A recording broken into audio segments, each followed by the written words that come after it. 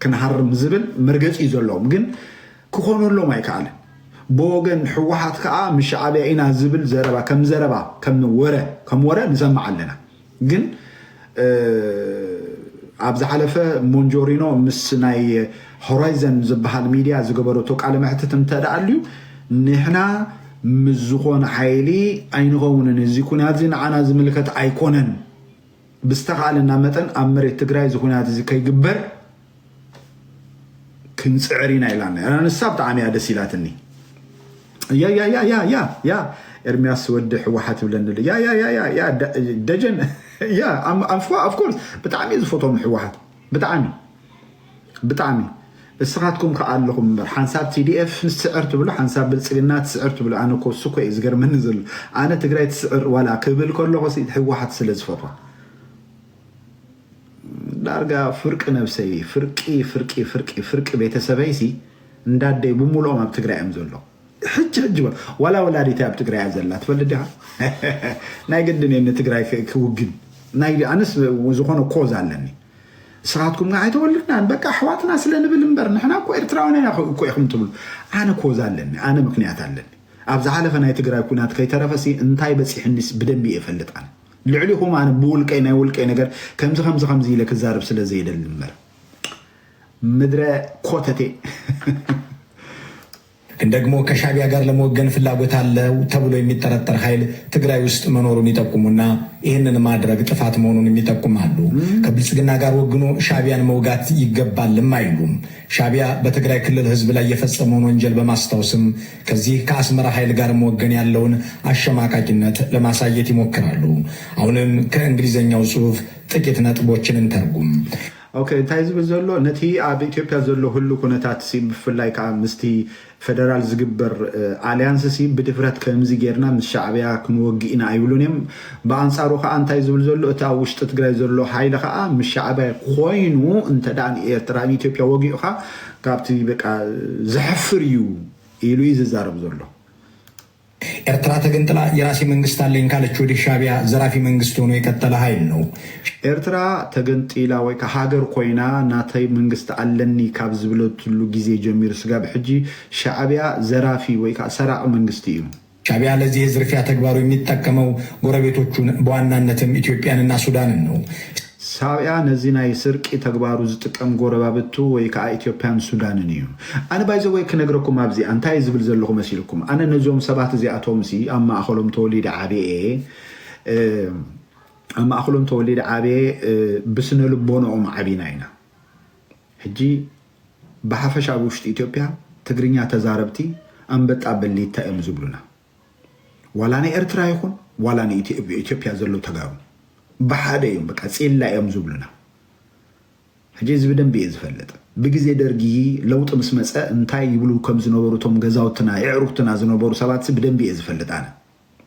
حجي شعبيا سرقيو من زي سرق منغستو له امريكا ወንጌላዊት ዲያ አሜሪካ አብዘ ሀገራ አብዘ ቦታ አብዘ ይብዞ ባአና መጸት ገብሮ ዘላ እንታይ ዲ ፖለቲካ ዳብ ዓለም ከም እዩ ግን ሻዕብያ ሰራቂዮም ዝብሉ ዘሎ ሰባት ሲ መብዛሕቱ ግዜ ንኢትዮጵያን ንሱዳን ይዝጥቀም ያይቡነት መንግስት ፌደራል ኢትዮጵያስ ካብ ኤርትራ ዝስረቅ ረኺቡ ወይ ከዓ ክስረቀል ዝኽእለሉ መንገዲ አጓኒፎስ አይ እዚያስ ነውሪ አይሉ ክብል ዶ መኻለ ኢልኩም ተሓስቡ أجانتا كالك أبي إثيوبيا زلوا بمولهم بوليتيكينياتات شعبية تقوم كأماراتنا إلهم لعل إسرع عامة ديهم سراويتهم كوفا بيلهم أو سرعنيرهم شعبية سي تقوم كأمارات أفدق نايتهم زتوص إثيوبيان إلهم سي لعل إسرع عامة سي سراويتهم حيزهم أونب جنبوت سبات دمهيت زبهال أبي ديهم نير لو على ونس سمعهم نخبر هاجرهم سمعهم تقولين انتي غيرهم ناب إيرترا زخدو ناب النتسي بروفيسور برهان نجا أبزو وانزي بلصقنا تمرت منستر غير وزلو إذا سبزي ننوي عامتات أب إيرترا جنبوت سبات زبهال سراوي تمرح نيرو انتي كوين حج سلطان تغايبو كفيلو باريانا يبلصقنا كون سلازمرصه أبا سلطان رقيب كوفيلو እምበር ከም ጠልመት ኮነ ኢትዮጵያውን ጠሊሙ ምሻዕብያ ወጊኑ ይሰርሕ ነይሩ ሕጂ ንሻዕብያ ክትከስዎ ኣይትኽእሉን ኢኹም እቶም ኮረይቲ እዮም ናብ ሻዕብያ ዝኸዱ ዘሎ እቶም ኮረይቲ ልክዕ ሕጂ ከም ዝምሻሎ እቶም ኮረይቲ ክኸዱ ከሎ ሕጂ ንኣብነት ግንቦት ሰባት ዝበሃል ሰራዊት ነይሩ ሙሉእ ዕጥቂን ገለን ኩሉ ነገር ዝግበረሉ ናብ ኤርትራ ኸይዱ ዓመታት ኣብኡ ተቐሚጡ ነይሩ ሰለሞን ደሳለኝ ዝበሃል ሰብኣይ እውን መፅኡ ኣብኡ ደሪፉሉ ነይሩ አንቺም 00 ኢሉስ ክደርፍ ኣነ ዝከረና በስመራ ኣብ ኤክስፖ ደሪፉዋ እዛ ደርፍ እዚኣ ሕጂ እዞም ሰባት ሻዕብያ ዝብሉ ዘለዉ ሲ እሳቶም ኣይኮኑን እንዲኦም ምስ ሻዕብያ ኮይኖም ሲ ሻዕብያ ወይ ሞት ዝብሉ ዝነበሩ ጀነራል ኣበቡሲ ድሕሪ ሕጂ ፀገም ኢትዮጵያ ፀገም ኤርትራን ፀገም ኢትዮጵያ ኢሉ ይዛረብ ዶ ይነበረን ሕጂ ኮ ከሪአኩም ፀኒሐ ሕጂ ሓሊፋ ስለ ዝኾነት እምበር ከም ጀነራል ፃድቃን ሕጂ ዝዛረቡ ዘሎ ዘረባሲ ኣነ ብጣዕሚ ዝገርመኒ ኢሳያስና ደጋፊዎቻቸው ኤርትራን በውትድርና እንደ እስራኤል በኢኮኖሚ እንደ ሲንጋፖር በማህበራዊ ዋስትና እንደ ዴንማርክ እናድርጋታለን ብለው የተናገሩት በራሳቸው ሀብትና አቅም ሳይሆን ጎረቤትን በመዝረፍ ነበር። ይህንን ኤርትራ ሲ ሲንጋፖር ክንገብራ ከምና እስራኤል ሓያል ሃገር ክንገብራ ኢሎም ዝዛረቡ ዝነበሩ ብናይ ጎረቤት ሃገር ኢኮኖሚ እዩ ይዝብል ዘሎ ሕጂ እቲ ብናይ ጎረቤት ሃገር ኢኮኖሚ ኮ ሕጂ ንኣብነት ጅቡቲ ኣብዚ ዝሓለፈ ናይ ኢትዮጵያና ኤርትራ ምስሓብ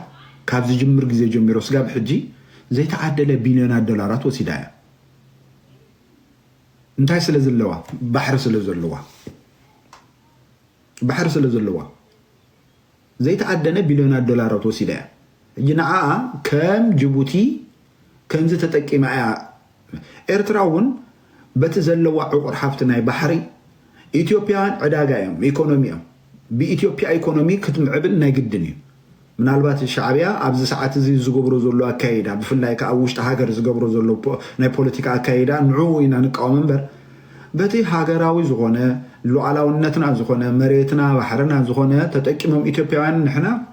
ከም ኢኮኖሚ ምንጪ ንኤርትራ ንመማዕበሊ እንተተጠቀምካሲ ምንም ነውሪ እኮ ኣይኮነን ሕጂ ኣነ ግን እንታይ ዝብል ብዙሕ ግዜ ኢትዮጵያውያን እንታይ ዝብሉ ኢትዮጵያ ኣፍ ደገ ባሕር ኣለዋ ታሪካዊ ዓሰብ ታሪካዊ ናይ ኢትዮጵያ ግዝኣት ነይሩ ይብሉ ወዎ ነይሩ ብግዜ ሚኒሊክ ከዓ ሸጥኩሞ ኣብ ባርነት ሕሊፍኩም ሂብኩምና ንጥልያን ብድሕሪኡ ከዓ ሃገር ክንከውን ኢና ብግዛእታዊ ውዕል ሃገር ክንከውን ኢና እንተበልና ዓቢኹም በቲ ዝነበረ ባይና ኣብ ግዜ ሃይለ ስላሴ ተፈጢሩ ዝነበረ ፌደሬሽን ኣፍሪስኩም ሃገር ኬርኩም እቲኹማ ብድሕሪኡ ህዝቢ ኤርትራ ተላዒሉ ሃገር ክኸውን ተቃቃሊሱ በታ ቃልሲ ከዓ መሪር ዝኾነ ቃልሲ ተቃሊሶም መወዳእታ ሃገር ኮይኑ በቃ እዚኣ ትክክለኛ ታሪክ ግን ኣነ ኣብ ማእኸሎም ተወሊደ ክዓቢ ከለዉ ጅቡቲ ኣካል ኢትዮጵያ ከም ዝነበረ ይንገር ነይሩ እዩ ብውሽጢ ካሪክለም ናይ ትምህርቲ ኢትዮጵያ ዋላ ከይተረፈሲ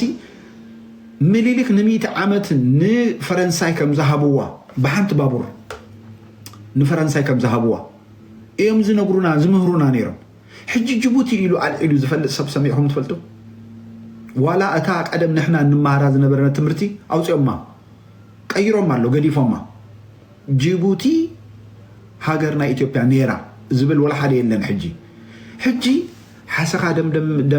ደንበስ ናብ ዝለምለመሉ ልክዕ ከምኡ እዮም ዝገብሩ ዘሎ ኣብ ኤርትራ ዘሎ ኩነታት ትደኺሞም እዮም ኣብ ዝብሉሉ እዋን ሕጂ እታ ኤርትራ ጎቢጥካ ነታ መሬታ ነታ ባሕራ ጎቢጥካ መሓዝ ተደልዩ እምበር ምውጉባጥሲ ጅቡቲ ድማ ይምቀረበቶምን 1 ሚልዮን ዘይበፅሕ ህዝቢ እዩ ዝቕመጠላ ዘሎ ንሳ ክትፅጋዕ ምስትኽእሉ ኣያ ተፀጊዓ ስለ ዘላ ምስ ፈረንሳይ እታ ናይ መጨረሻ ኮ ክትግበር ትኽእል ነገር ሓንቲ ተልያ ኮ ኤርትራ እውን ንዓኣ እኮ እያ ኣብ ዝሓለፈ 2 መዓልቲ ድዩ ሓደ መዓልቲ ኮ ሳውዲ አረቢያ ንወደብ ዓሰብ ብቢልዮናት ዶላራት ከልምዖ ኢላ ምሻዕብያ ከም ተዘራረበት ዜና ንሰማዕ ኣለና ፅቡቅ ካብዞም ሃርጋፋት ዝበልዕዎ በቃ كم يحتقبر تقلاقل مخنياتو عبد حري أبي أحمد تحبي أزلخا إمارات كابتو بالعقاء إمارات أبزلو وبوتا كلها زي تفس أو عربية سلزلة مسيعة عسب هابوني كالمعوت بلانا شعبيا عينو النار أذن الناس معدا نزغل النار أنا نسو تزقبرو أنا يدقفو የዝርፊያ መንገዳቸውን በመዝጋት እንቅፋት ነው ብለው ያሰቡት ደግሞ ትግራይን ነበር። እናም በቅርብ ጊዜ በተደረገው የዘር ማጥፋት ጦርነት ከኢትዮጵያ መንግስት ጋር ተባብረው ትግራይን ለማጥፋት ዘመቱ። አሁን ደግሞ በምድራችን ላይ ሻዕቢያ እንደገና ሌላ ጦርነት ሊከፍት ተዘጋጅቷል። አቶ ኢሳያስ ራሳቸው ተኮልፍና ብለዋል። እቅዳችን ተኮላሸ። አቶ ኢሳያስ በዓለም ሲ አብዝናይ ኩናት ትግራይ ደው ምስ በለስ ተኮሊፍና ይሉሎም ትግራይን የማጥፋት ህልማችን ተደናቀፈ ብለው ትግራይ ጥናይ ምጥፋእ ሕልምናስ ተደናቂፉ ወይ ከዓ ተሰናኺሉ አግረዋል። በጦርነቱ ጅማሮ ወቅት ጨዋታው አበቃ፣ ጌም ኦቨር ነበር። አሁን ደግሞ ተኮልፈናል፣ ተጨናገፈ። ኣብቲ ኩናት ዝጅምረሉ ዝነበሩ ጌም ኦቨር ይነይሩ። ኣብቲ ኩናት ዝተወዳኣሉ ግዜ ከዓ ተኮሊፍና ብን እያሉ ነው። እጃቸው የገባላቸውን ሰው ሁሉ ትግራይ ውስጥ ገብተው ገድለዋል። ኣብ ኢዶም ዝኣተወሎም ሙሉኡ ኣብ ትግራይ ኣትዮም ሰብ ቀቲሎም እዮም። ቶቻችንን ደፍረዋል፣ ሀብታችንን ዘርፈዋል። ሃፍትናን ደቂ ኣንስትዮ ዓሚፆም እዮም። ሃፍቲ ንብረት ናይ ትግራይ ከዓ ዘሚቶም እዮም። ዓላማቸው ትግራይን ምድረ በዳ ማድረግ ነበር። ዕላማኦም ንትግራይ ምጥፋእ እዩ ነይሩ። በዚህ ወቅት በትግራይ የተፈጠረውን ፖለቲካዊ መከፋፈል ተከትሎ ከፈጸመውና እየፈጸመው ካለው ወንጀል ለማምለጥ የሚፈልግ የህወሓትና የወታደሩ ክፍል ከኢሳያስ ጋር የመወገን ፍላጎት አለው። እነዚህ ሕጂ ኣብዚኣ መፅያታ ዘረባ ሕጂ ጀነራል ጻድቃን እንታይ ዝብል ዘሎ ንሕና ምዝኾነ ኣይንወግን ኢና ገለ ክብል ፀኒዑ። ሕጂ ኣብ ትግራይ ሲ በዚ ዝሓለፈ ኩናት ሲ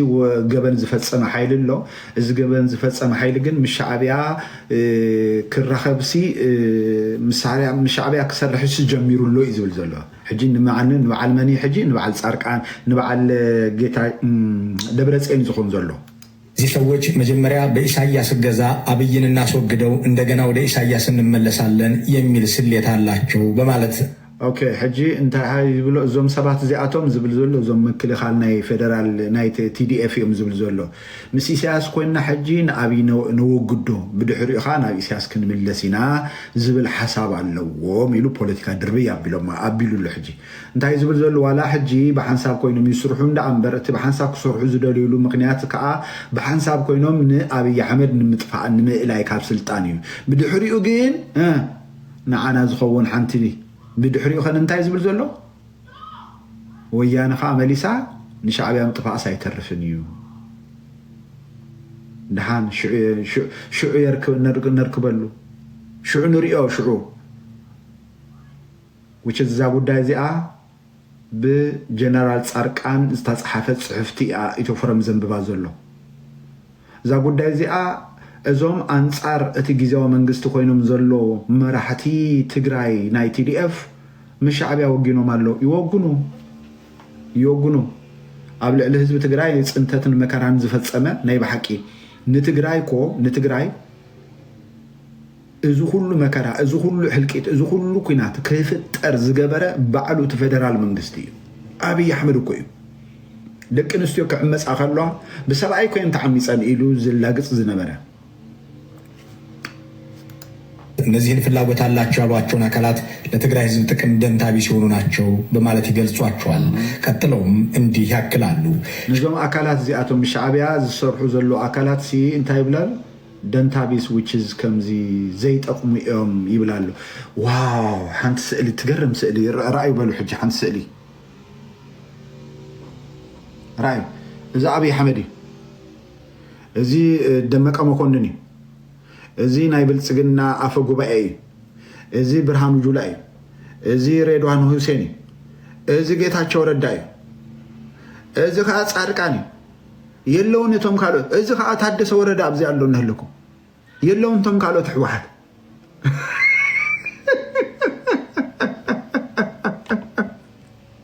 አቱም ተጋሩ ድር የለውን ዋው ትገርም ይወጣል።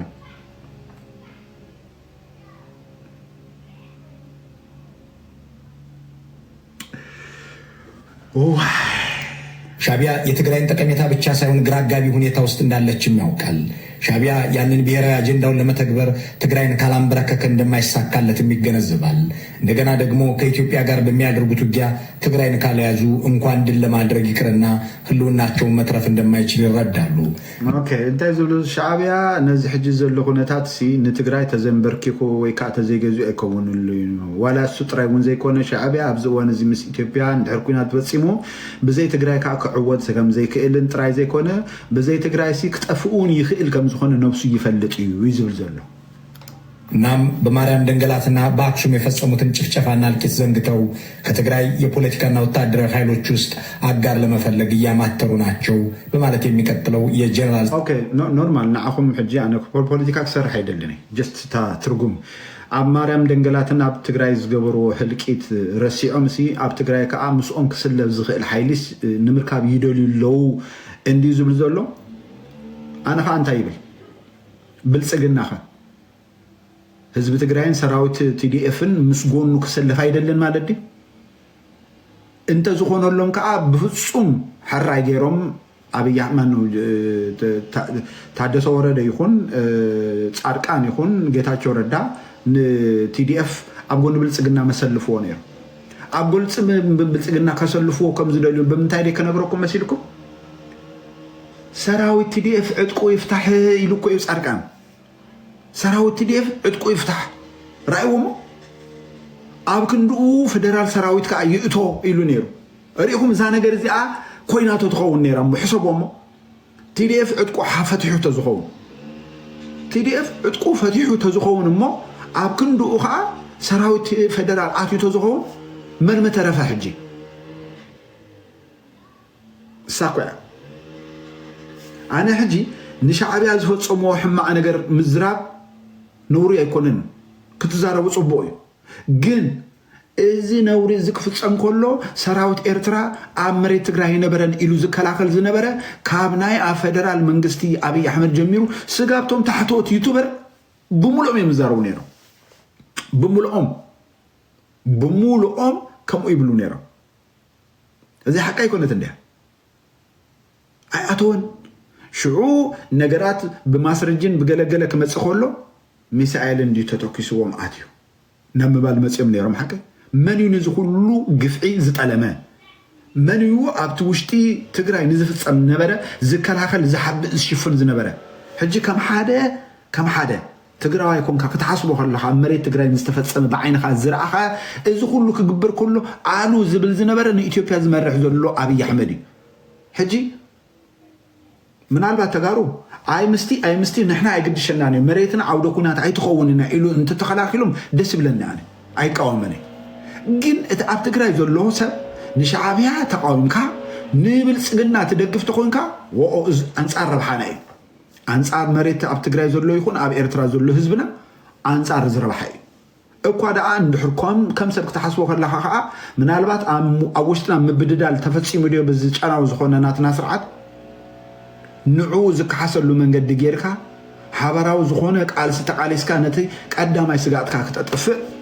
በቃ ተእንኮ ዘላ አማራጭት ንሳ ኢለ ኣምን ኣነ ጻድቃን ጽሁፍ የብልጽግናው አገዛዝ ትግራይን ይዞ ሻዕቢያን ለመውጋት የሚያስብ ይሁን አይሁን ግን አያነሱም። ሪኻ እቲ ኣብ ትግራይ ዘሎ ሓይሊ ምስ ብልጽግና ኮይኑ ክሕግዝ ድዩ ወይስ ኣይሕግዝን እዩ ኣብቲ ጽሑፉ ኣየልዓለን ጻድቃን ኣየልዓለን ብላሉ ጽሁፉ ሻዕቢያ ከፈጸማቸው አያሌ ወንጀሎች መካከል እጅግ ጥቂቶቹ ለማስታወስ ይሞክርና ይህንን እንዲፈጽም ጋብዞ ያመጣውን የአብይ አህመድ መንግስትስ ትግራይ ወግና ልትቆምለት ይገባሉ የሚለውን ጥያቄም አይመልስም። አሪኩም ፍትሐዊ አይኮንም ጻድቃን ሪኩም እዚኣ ክምልሳ ዘይደለ ከዓ ብሕቡ ምሱ ይሰርሕ ኤልሳ ጭሩም ባይዘዊ ኣብትናታ ጽሒፋቶሎ ኣብዚ እዋን እዚ ኣብይ ኣሕመድ እቲ እንኮ ዝተኣማመነሉ እምንተውን ሕዲሩሉ ዘሎ ጀነራል ጻድቃን እዩ። ኣብ ኢትዮ ኤርትራ ናይ መለስ ጊዜ ዝነበረ ኩናት ናብ ዓሰብ እሱ ውግእ ክገብር ከይዱ ከም ዝነበረ ነቲ ኣብቲ እዋን እቲ ዝነበረ ኩነታት ዝፈልጥ ስለ ዝኾነ እቲ ሕጂ ዳርጋ ፊልድ ማርሻል ብርሃኑ ጁላ ተኪኡ ዘሎ ጀነራል ጻድቃን እዩ እንተበልና ምግናን አይኮነን። አሁን ያለው ለምሳሌ ትግራይ ውስጥ ያለው ትልቁ ነገር ኢሳያስ ቂሙን ለመወጣት ትንሽ ነገር ካደረገ የኢትዮጵያ ፌዴራላዊ መንግስት ተባባሪ ነው የሚሆነው ወይስ እኛን ነው ዲፌንድ የሚያደርገው የሚለው ትልቅ ጥርጣሬ ውስጥ ነው ያለው። ሰሚያኹም አዚያ እዚያ ጋር ቅድሚ ታቁናት ያ እስኪ እንታይ ዝበሃል ዘረባ ኣሎ መብዛሕትና መሲልኩም ናይ ኤርትራ መንግስቲ ሲ ቂምታ ኣለዎ ናይ ኤርትራ መንግስቲ እንታይ ትቂምታ ገለገለ ተጋሩ አልዕሎም እዮም ፖለቲከኛታት ተጋሩ አልዕሎም ዝሓለፈ 10 ዓመት ምስ ኤርትራ ዝከርናዮ ወይ ከዓ ተኸልናዮ ፖሊሲ ሲ ፅቡቅ ኣይነበረን ኢሎም ነይሮም ምክንያቱ ብዲፕሎማሲ ብኢኮኖሚ ተፈላለየ ነገራት ማዕቀብ ተገይርላ ተዓፅያ ነይራ ኤርትራ ጠቕላላ ተዓፅያ ነይራ ዝበዕሉ ከቢድ ዝኾነ ክሳራ ኣጋጢሙ እዩ ከቢድ ዝኾነ ዕንወት ኣብታ ሃገረቲ ኣጋጢሙ እዩ ሕጂ እንታይ ዝብል ዘሎ ነዚ ቂምታ እዚ ምክንያት ሲ ኣብ ኤርትራ ዘሎ መንግስቲ ንትግራይ ከጥቅዕ እንድሕር መፅዩ ሲ ፌደራል መንግስቲ ኣብ ጎኒ ትግራይ ድዩ ዝኸውን ወይስ እንታይ እዩ ዝብል ዘሎ ኣነ እዚኣ ቪድዮ ከሪአኩም እሞ ምክንያቱ ኦነስትሊ ምዃን ፅቡቅ ስለ ዝኾነ እዛ ቪድዮ እዚኣ ከሪአኩም እየ ምክንያቱ እዛ ቪድዮ እዚኣ ታሪካዊት ቪድዮ ኣነ ኩሉ ግዜ ብጣዕሚ ብዙሕ ቪድዮ ዘለኒ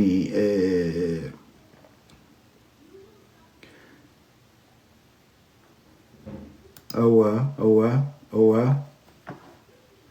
ኦኬ ኣብዛ ቪድዮ እዚኣ ከሪአኩም እየ ክቡራት ኣሕዋት ኣብዚኣ ቪድዮ ኣብይ ኣሕመድ በዓሉ ዝተዛረበ ዘረባ ከሪአኩም እየ እቶም ዓሌተኛታት እቶም ዓድን ዓሌትን እናልዓልኩም ትፃረፉ ኪዱ ካብዚ ወላ ሓንቲ ንዓኹም ዝምጥን ኣይኮነን እዚ ናብ ካልእ ቦታ ኪዱ ታብታ ተፀላኢት ቶክሾው ኣብኣ ኪዱ ናብታ ተፀላኢት ቶክሾው ኪዱ ኣብኣ ኣውራጃ ዓሌት ሰብ ኣርካናት ገለ ክትፅረፍ ከሎ ኣብኡ ሸርፈለው ግበሩ ቆራሪፅኩም ዘርግሑ ኣብፅሕሉ ከዓ ከምዚ ይብል ነይሩ ኢልኩም ከዓ ኣብፅሕሉ ብጣዕሚ ብዙሓት ሰራዊት እዮም ዘለዉ ኣብ ትግራይ ዘሎ ኩነታት ኩልና ይምልከተና እዩ እዚ ኣብ ትግራይ ዘሎ ኩነታት በዚ እዋን እዚ ኣብይ ኣሕመድ ኣብ ዝሓለፈ ሽግር ኣብ ዝሓለፈ መከራ ኣብ ዝሓለፈ ኩሉ ስቃይ የእትይዎ ዝነበረ ሲ ንፖለቲካዊ ረብሑ እዩ እምበርኮ በቲ ዝግባእ እኮ ኣብይ ኣሕመድ ሲ እንታይ ክኸውን እዩ ዝግባእ ነይሩ እንተልና ተኸላኸሊ ትግራይ ክኸውን ነይርዎ ግን ንሳቶም ኣብ እዋን ናይ ትግራይ ኩናት ንሳቶም እንታይ እዮም ዝብሉ ዝነበሩ ዩቲብ ጠነጥሪ ሕጂ ኢትዮ ፎረም እንታይ ክብል ጋይስ ኮፕሊንግስ ትግበሩ ኢትዮ ፎረም እንታይ ክብል ፀኒሑ ፃድቃን እንታይ ይብል ኣሎ ፃድቃን እንታይ ክብል ኣሎ ራእዩ ሕጂ እንሳ ከሪአኩም ክልተ እየን ፃድቃን እንታይ ይብል ኣሎ ስምዕዎ ቂሙን ለመወጣት ትንሽ ነገር ካደረገ የኢትዮጵያ ፌዴራላዊ መንግስት ተባባሪ ነው የሚሆነው ወይስ እኛን ነው ዲፌንድ የሚያደርገው የሚለው ትልቅ ጥርጣሬ ውስጥ ነው ያለው ኦኬ እዚኣ ቀቀድምናታ ኩናት እንዲዩ እዚኣ ሻዕቢያ በቲ ቂምታኡ ሲ ሕነ ንክፈዲ ናብ ትግራይ እንተመፅኡ ፌደራል መንግስቲ ምስ ሻዕቢያ ድዩ ዝኸውን ወይስ ንዓና ከም ኢትዮጵያውን ቆፂሩስ ምሳናይ ዝኸውን ዝብል ሲ ዓብ ጥርጣረ ኣሎ ይብል ኣሎ ስምዑ ይሄ መታወቅ አለበት ህዝብ ክፍለጥ ኣለዎ የኢትዮጵያ መንግስት ደግሞ ትልቁ ኮንሰርኑ ይህንን አድሬስ ማድረግ ነው መሆን ያለበት ናይ ኢትዮጵያ ከዓ መንግስቲ እቲ ዝለዓለ ኮንሰርኑ ከዓ ነዚ አድሬስ ክገብር ዘለዎ ግን በግልጽ እኛ እንድናደርጋለን እያለ ኢሳያስ ይዘላግድ ያንን የሚመልስ መልስ የለም ሕጂ ራእዩ ሕጂ እንታይ ዝብል ዘሎ ብግልፂ መንግስቲ ኤርትራ ሲ ንዓና ከጥቅዕ ከም ዝደሊ ክዛረብ ከሎ መንግስቲ ኢትዮጵያ ግን ይምልስ የለን መንግስቲ ኤርትራ ከዓ ከምኡ ሕጂ ራእዩ ኣብይ ኣሕመድ እንታይ ይብላሉ ሕጂ ብትግርኛ እዚኣ እኳ ዋላ ሓንቲ ትርጉም ኣየድልያኒ ራእይዋ ሕጂ ግን በላይ ሰብ እዩ ናይ ኣያሹን ዘይጠቅም ምኳኑ ካብ ህዝቢ ትግራይ ንላዕሊ ዝፈልጠሉ ድዩ ክንደይ ዋጋ ከፊሉ ህዝቢ ትግራይ ዘመኖም ሙሉ ግን እንዲ ዝነበረ ህዝብና ካብ ናይ ትማል ይውግእ ገና ቆሲሉ ኣይደሓነን ሃገር ዓመድ ዝገብራ ውግእ ጥፍዓት እዩ بسرخ انتاي كنركبنا نواقع تاي ركب كاوك تاب اكبروا تاي ترفلو مستغراي ما قدفو مسكالوت تواقيها تاي تركب تاي ترفلو كن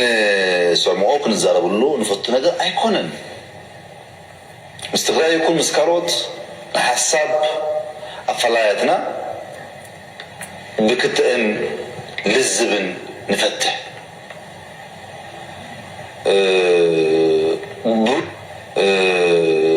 برو من قدرون كفتح ناخع الناس نار توكسيخ نعطو فسيبنا عين حسبن بقل عين حسبن عيهلون زبل مثلا منقست إيرترا سمع جي منقست إثيوبيا بحوار كوينا نإثيوبيا نوقع إلو كسوغو زخيل إلكا حساب بقالو زي حتقاتيو كما يلوم يوم مسحاكم كوينا حزبكم نوقع زبلو نعتم نقدفو نهنا دما منقست إثيوبيا منقست إيرترا بجحانا بحدا كوينا نحقري نوقع إلو تقدمو أي خيل زي بتاريخ حجرنا أي ترين نقدم يوم بينبر زبد ما تبلي من قست إيرترا أبزي وانزي إثيوبيا مسكالوت أجر زلوا حد سجمات نمفتح زتفلي ترى نتفاوت يزلوا زي كل سبز فلتيز مسدني بطعني ويبني زي كسوزي كلهم كستات أكل زي بلو زخافن أقل زي بلو كسي من قس فدرال أبتدأي زخور السبوم تخوصل اللي ننتهيلو قالوا يقبر زي ما مقبر تاي سقم نيرويو نكالوت بجحاتكم نو حراكوين نخلي نغرب نحنا دليت يبلنا دليت زي بلو من قست دما نكالوت بجحاتكم نو كلو أيكل ماشي أبزوان زي بحق المزراب من قست إيرترا ناي سلام حيلي مخانو إثيوبيا تراح زي كونت عالم فلتيو يزلو اوكي حجي انتي ناهم نبل تقارو انتي هم تبلو نازل لهم اتوم مس ጌታቸው ኢና ትብሉ ዘለኹም እንታይ እዩ حجي እዛ ቪድዮ እዚኣ ኣጋጣሚ ሴቭ ገይርያ ፀኒሐ እንታይ ከም ትብሉና ዘለኹም ጻርቃን ቀቀድሚ እቲ ኩናት ምጅማሩ ዝዛረቦ ዝነበረ ዘረባ ሰሚዕኹም ሓቀ ሻዕቢያ ቂምታ ስለ ዘለዎ እንተዳ ወሪርና ፌደራል መንግስት ሲ ንኢትዮጵያውያን ተጋሩ ይከላኸለሉም ዲ ወይስ ምሻዕቢያ ኮይኑ ዘጥቅ ዝብል ነገር ሲ ክሕሰበሉ ዝግባእ እዩ ኢሉ ነይሩ ቀቀድሚ እቲ ኩናት ምጅማር ከም ኣተዛሪቡ አብይ አሕመድ ከዓ ቀቀድሚ እቲ ኩናት ምጅማር ከዓ